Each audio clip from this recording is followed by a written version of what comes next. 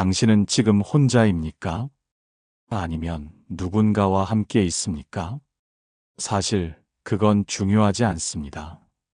왜냐하면 당신은 결국 혼자이기 때문입니다. 이 말이 불편하시다면 그것이 바로 당신이 지금 괴로운 이유입니다. 외로움을 인정하지 못하고 피하려고만 하기 때문입니다. 그리고 그 순간 당신은 위험에 빠집니다. 작년에 제 이웃 어르신 한 분이 사기를 당했습니다. 평생 모은 돈 5천만 원을 한순간에 날렸습니다. 범인은 같은 아파트에 사는 60대 여자였습니다. 커피 한 잔 마시자는 말에 반가워서 나갔다가 투자 이야기를 듣고 돈을 건넸습니다. 왜 그렇게 쉽게 믿었을까요? 너무 외로웠기 때문입니다. 누군가 말을 걸어주는 게 너무 반가웠기 때문입니다. 이게 남의 일 같으십니까? 지금 이 순간에도 수천 명의 어르신들이 똑같은 일을 당하고 있습니다. 외로움은 당신의 이성을 마비시킵니다. 외로움은 당신의 판단력을 흐립니다. 외로움은 당신을 절박하게 만듭니다. 그래서 평소 같으면 절대 안 할 일을 하게 됩니다. 모르는 사람한테 돈을 빌려줍니다. 처음 만난 사람을 집에 들입니다. 의심스러운 제안에 고개를 끄덕입니다. 왜 그럴까요? 지금 당장 이 외로움에서 벗어나고 싶기 때문입니다. 누군가와 연결되고 싶기 때문입니다. 나를 필요로 하는 사람이 있다는 걸 확인하고 싶기 때문입니다. 하지만 그렇게 채운 관계는 진짜가 아닙니다. 그 사람들은 당신을 이용할 뿐입니다.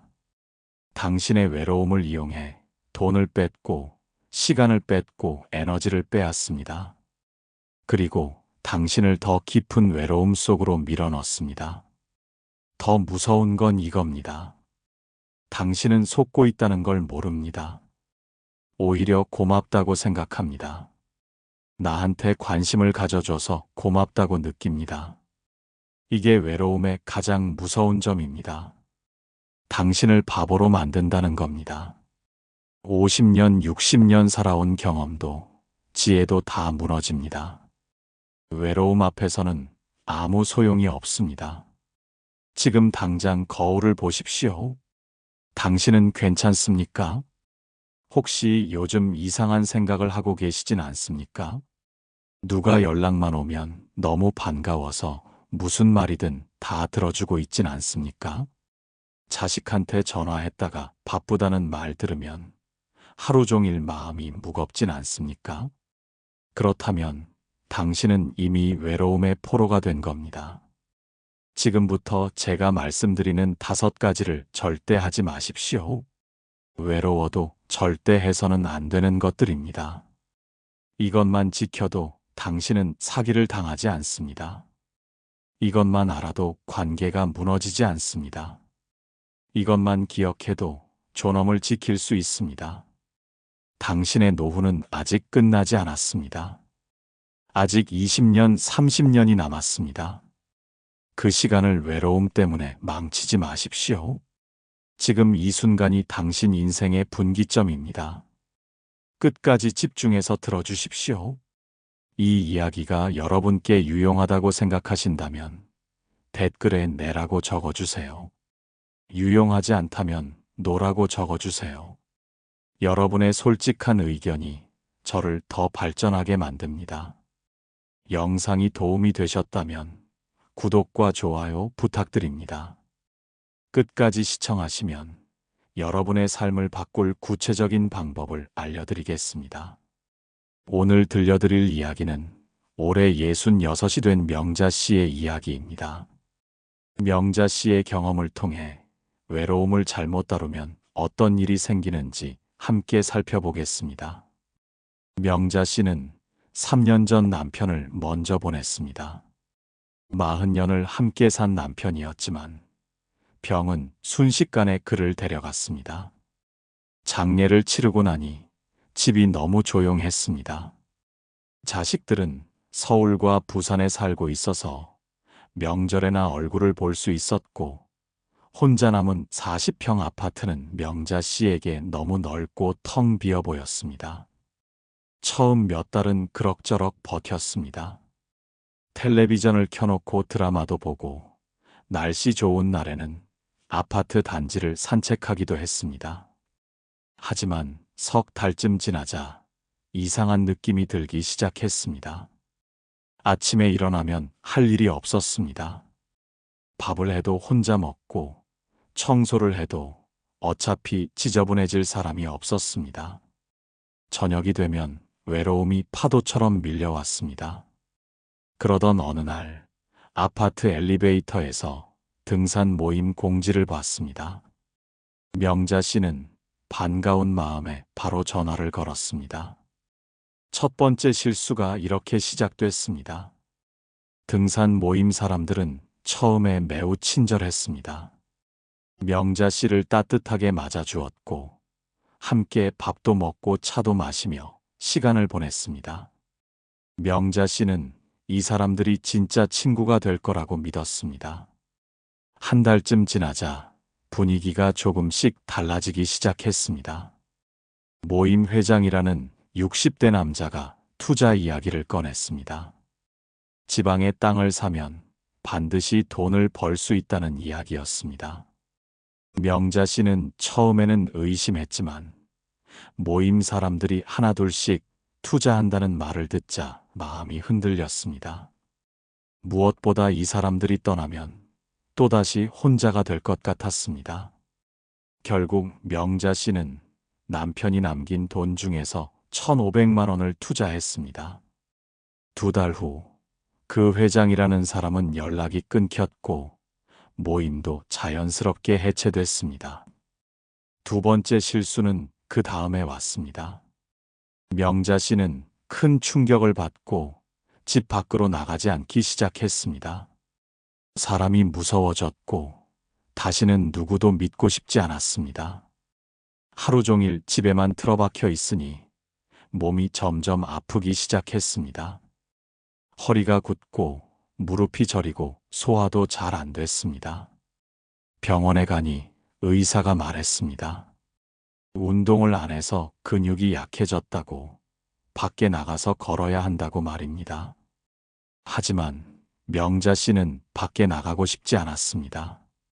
석 달이 지나자 우울증까지 찾아왔습니다. 세 번째 실수는 자식들과의 관계에서 나타났습니다. 명자 씨는 외로움을 견디지 못해 서울에 사는 딸에게 매일 전화를 걸기 시작했습니다. 아침에 일어나자마자 한 번, 점심 먹고 한 번, 저녁에 또 한 번씩 전화했습니다. 처음 며칠은 딸도 받았습니다.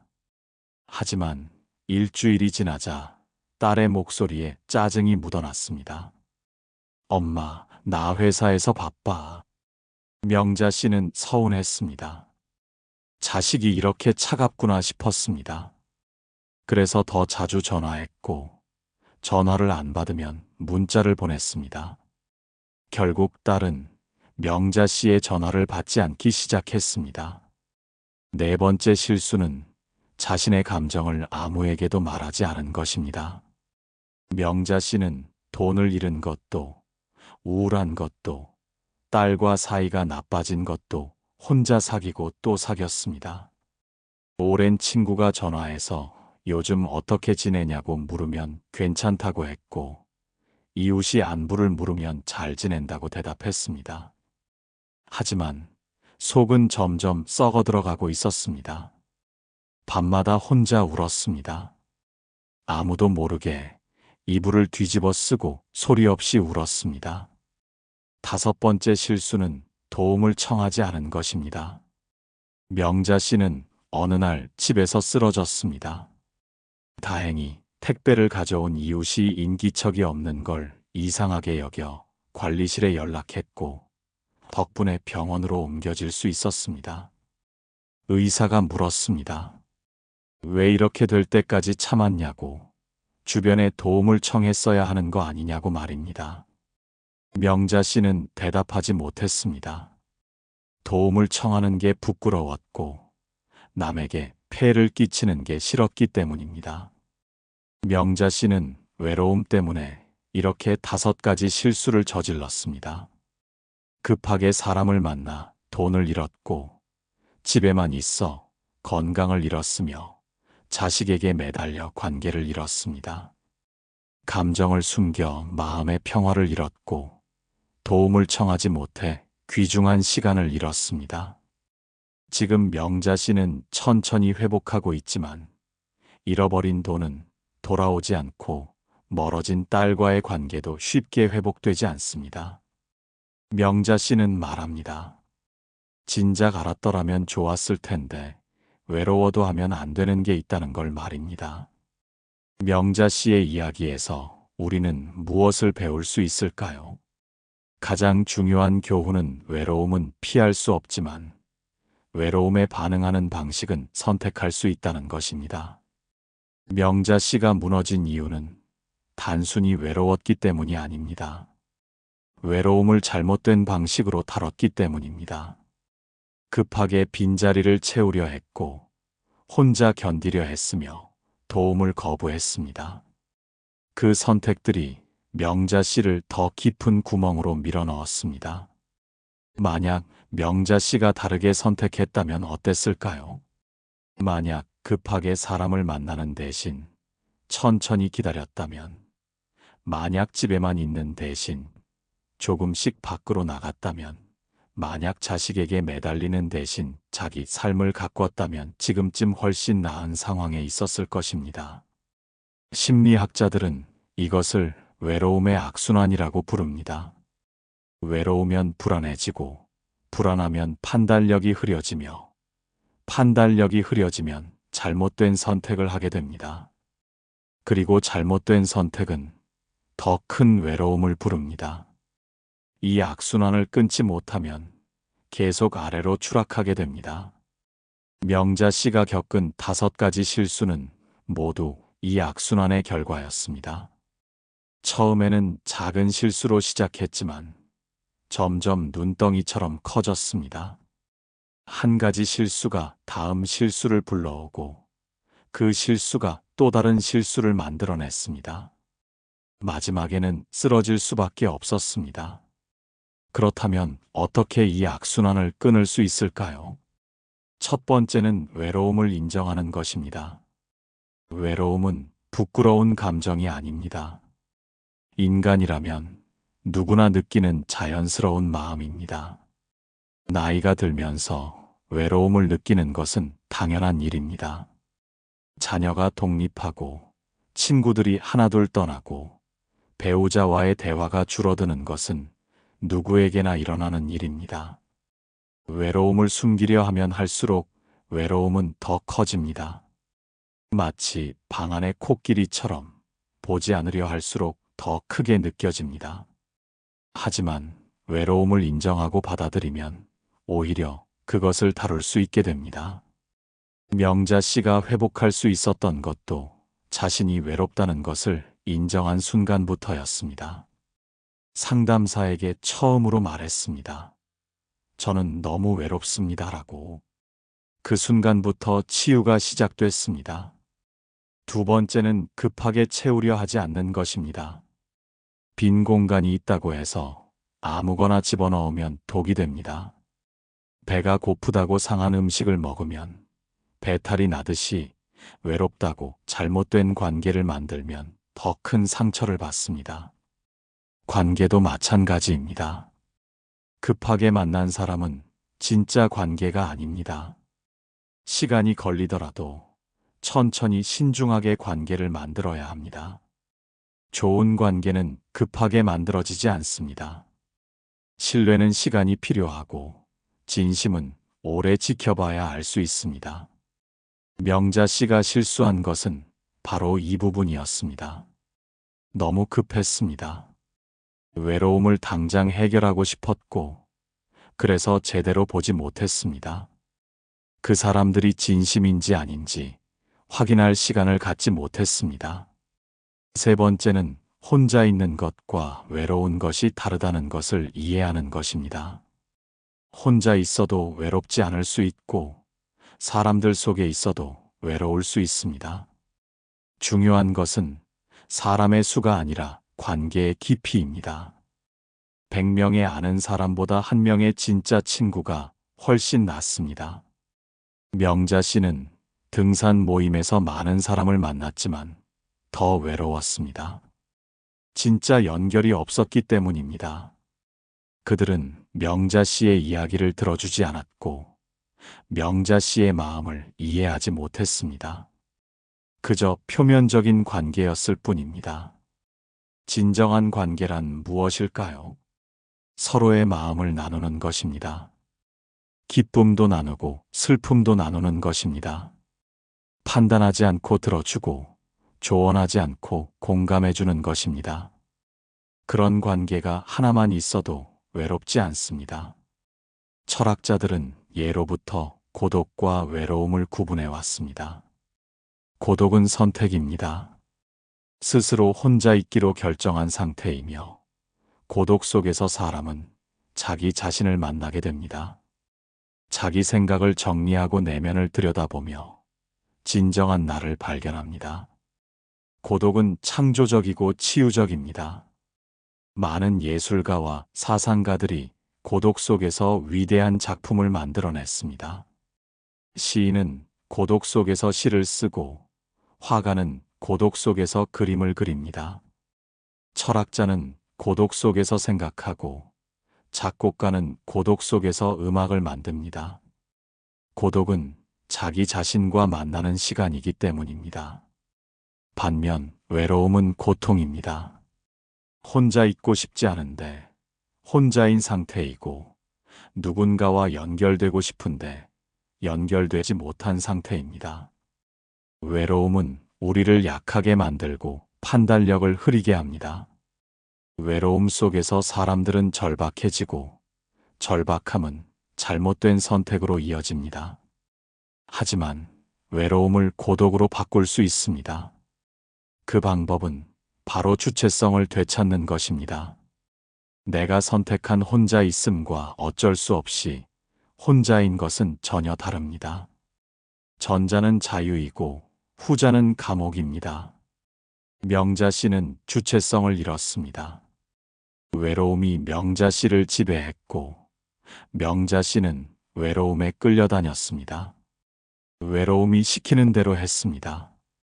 사람을 만나라고 하면 만났고 돈을 주라고 하면 주었으며 자식에게 매달리라고 하면 매달렸습니다. 자기 의지가 아니었습니다. 외로움이라는 감정에 조종당한 것입니다. 하지만 우리는 달라야 합니다. 우리가 외로움을 다뤄야 합니다. 외로움에게 끌려다니는 게 아니라 외로움을 관리해야 합니다. 이것이 가능할까요? 가능합니다. 작은 선택들을 통해서 가능합니다.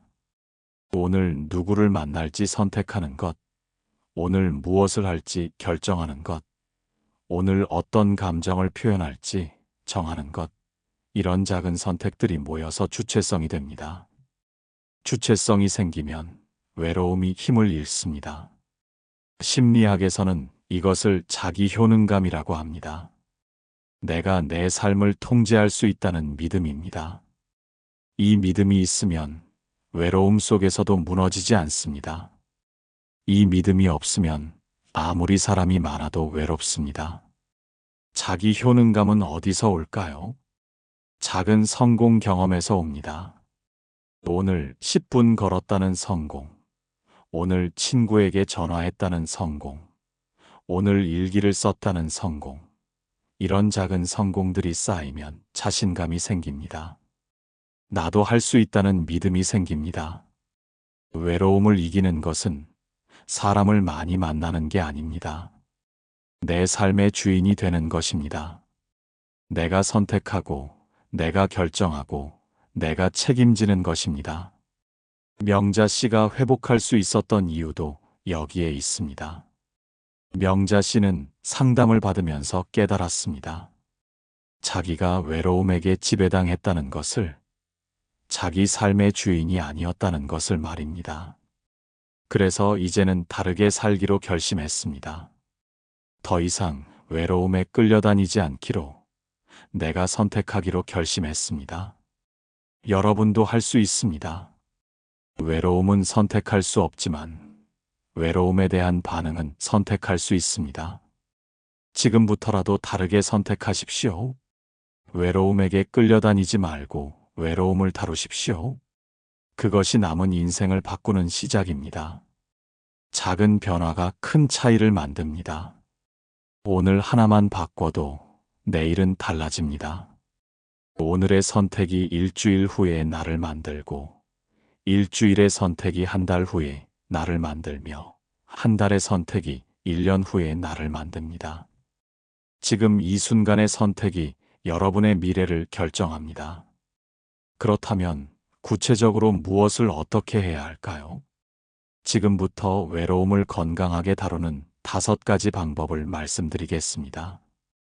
이것은 거창한 계획이 아닙니다. 누구나 할 수 있는 작은 행동들입니다. 하지만 이 작은 행동들이 모여서 당신의 삶을 완전히 바꿀 것입니다. 많은 분들이 큰 변화를 원합니다. 하지만 큰 변화는 작은 실천에서 시작됩니다. 거대한 나무도 작은 씨앗에서 자라듯이 새로운 삶도 작은 습관에서 시작됩니다. 첫째, 하루에 10분만이라도 밖을 걸으십시오. 집 밖으로 나가는 것, 그것만으로도 큰 변화가 시작됩니다. 햇빛을 쬐고 바람을 느끼고 다른 사람들을 보는 것만으로도 외로움이 줄어듭니다. 과학적으로도 증명된 사실입니다. 햇빛을 쬐면 세로토닌이라는 행복 호르몬이 분비되고 걷기 운동을 하면 엔도르핀이 나옵니다. 이 호르몬들이 우울감을 줄이고 기분을 좋게 만듭니다. 처음에는 아파트 단지를 한 바퀴만 돌아도 됩니다. 힘들면 5분만 걸어도 괜찮습니다. 중요한 것은 시작하는 것입니다. 익숙해지면 조금씩 거리를 늘려가십시오. 걷는 동안 몸이 움직이면 마음도 움직입니다. 멈춰 있으면 생각도 멈추지만 걸으면 새로운 생각이 떠오릅니다. 걸으면서 주변을 관찰하십시오. 나무를 보고 꽃을 보고 하늘을 보십시오. 계절의 변화를 느끼고 자연의 아름다움을 발견하십시오. 이것이 작은 행동의 힘입니다. 10분의 산책이 하루를 바꾸고 하루의 변화가 일주일을 바꾸며 일주일의 변화가 한 달을 바꿉니다. 둘째, 진심으로 소통할 수 있는 한두 사람에게 집중하십시오. 10명의 아는 사람보다 1명의 진짜 친구가 낫다고 했습니다. 오래된 친구에게 전화를 거십시오. 그냥 안부를 묻는 전화가 아니라 진짜 대화를 나누십시오.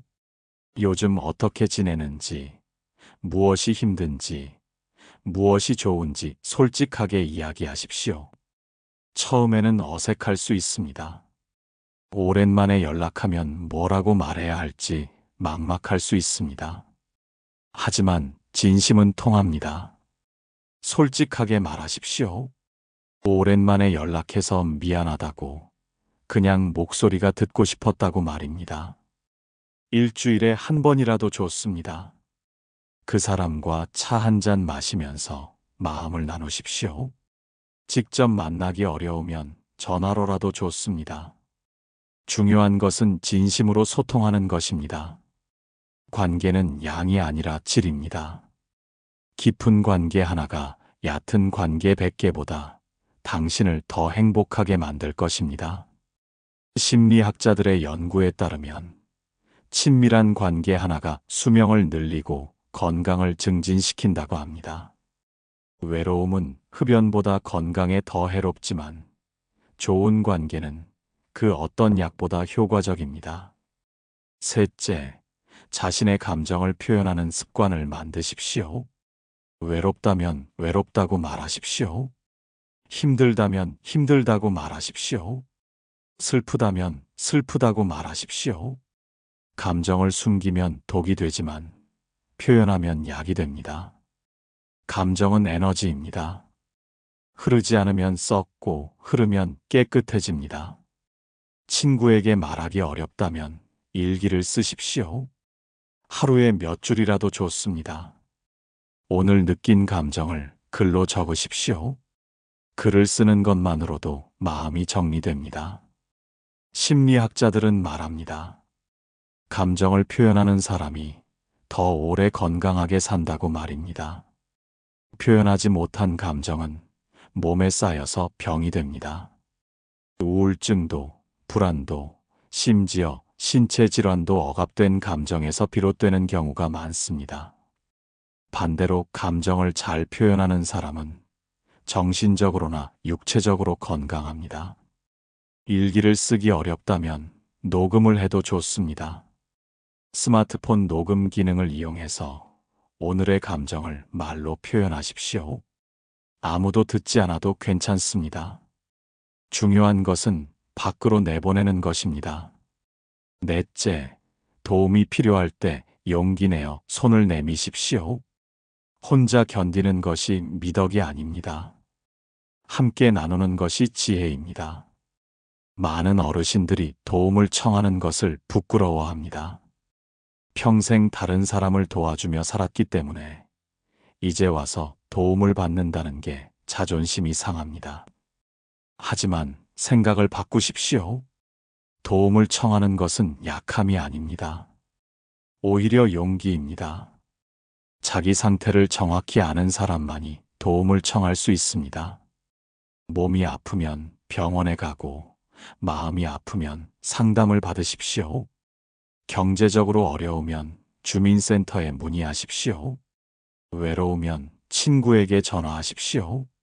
요즘은 지역마다 어르신들을 위한 다양한 프로그램이 있습니다. 복지관에 가면 여러 활동을 할 수 있고 정신건강복지센터에서는 무료 상담도 받을 수 있습니다. 혼자 고민하지 말고 찾아보십시오. 도움의 손길은 생각보다 가까이에 있습니다. 그 손을 잡는 것은 여러분의 선택입니다. 다섯째, 작은 일상의 의미를 찾으십시오. 거창한 목표가 없어도 괜찮습니다. 오늘 하루를 의미 있게 보내는 것으로 충분합니다.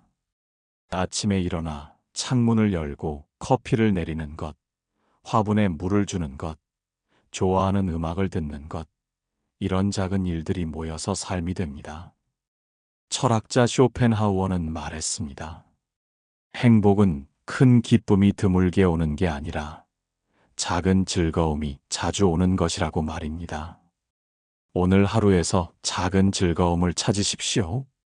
맛있는 음식을 먹는 것도, 따뜻한 물로 샤워하는 것도, 좋아하는 드라마를 보는 것도 모두 작은 즐거움입니다. 이런 즐거움들을 의식적으로 누리십시오. 당연하게 여기지 말고 감사하게 여기십시오.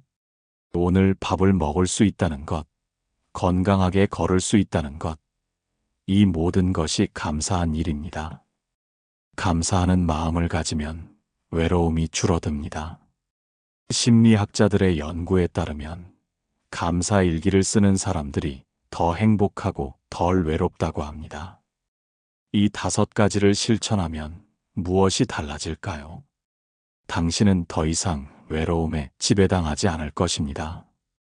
외로움이 찾아와도 무너지지 않을 것입니다. 왜냐하면 당신이 당신 삶의 주인이 되었기 때문입니다. 작은 선택들을 통해 주체성을 되찾았기 때문입니다. 하루하루가 조금씩 나아질 것입니다.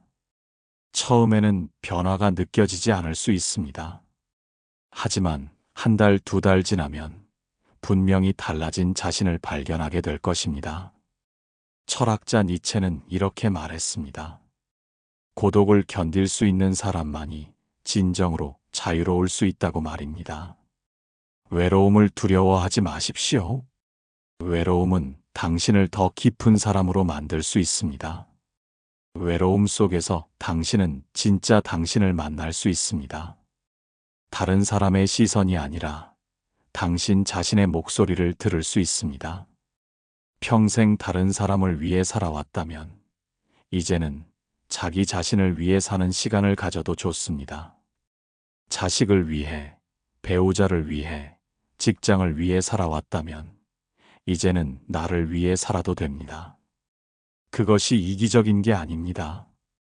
오히려 그것이 성숙한 삶입니다. 지금 이 순간부터 시작하십시오. 오늘 딱 한 가지만이라도 실천해 보십시오. 10분만 밖을 걸어도 좋고, 오래된 친구에게 전화 한 통 해도 좋습니다.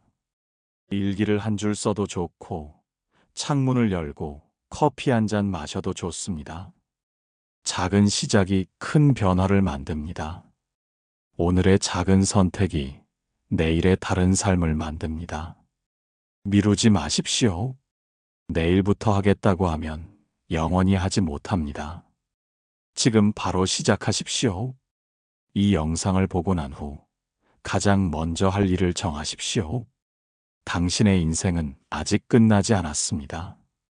50대, 60대는 인생의 끝이 아니라 새로운 시작입니다. 이제껏 살아온 경험과 지혜를 가지고 더 깊이 있는 삶을 살 수 있는 시기입니다. 외로움 때문에 이 귀중한 시간을 낭비하지 마십시오. 외로움을 이기고 당신만의 아름다운 인생을 만들어 가십시오.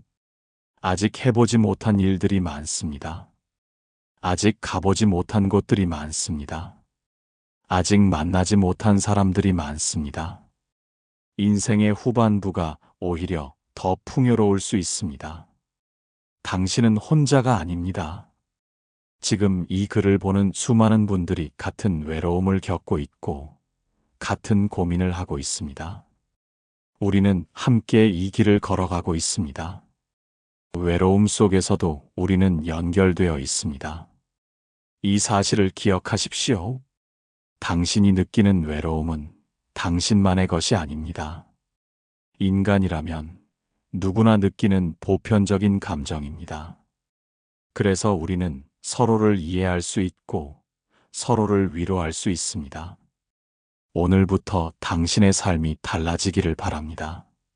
외로움에 무너지지 않고 외로움을 이겨내는 강한 사람이 되기를 바랍니다. 남은 인생이 더 의미 있고 더 행복하기를 진심으로 바랍니다. 당신은 충분히 그럴 자격이 있고 충분히 할 수 있습니다. 나이는 숫자에 불과합니다.